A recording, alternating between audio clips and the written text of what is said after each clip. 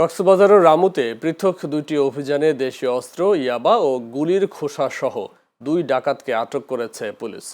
রোববার রাত থেকে ভোর পর্যন্ত এসব অভিযান পরিচালনা করে পুলিশ। পুলিশ জানায়, রামু উপজেলা স্বাস্থ্য কমপ্লেক্সের বিপরীতে আবুর দোকানের সামনে থেকে মাদক কারবারি মোহাম্মদ সেলিমকে আটক করা হয়।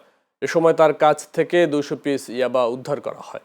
পরে তার স্বীকারোক্তির ভিত্তিতে মধ্য মেরুল লোয়া এলাকায় লুকিয়ে রাখা একটি দেশীয় তৈরি একনলা বন্দুক উদ্ধার করে পুলিশ।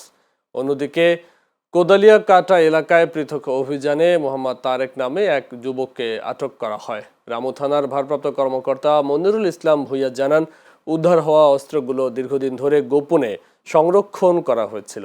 আটক ব্যক্তিদের বিরুদ্ধে আইনি ব্যবস্থা নেওয়া হবে।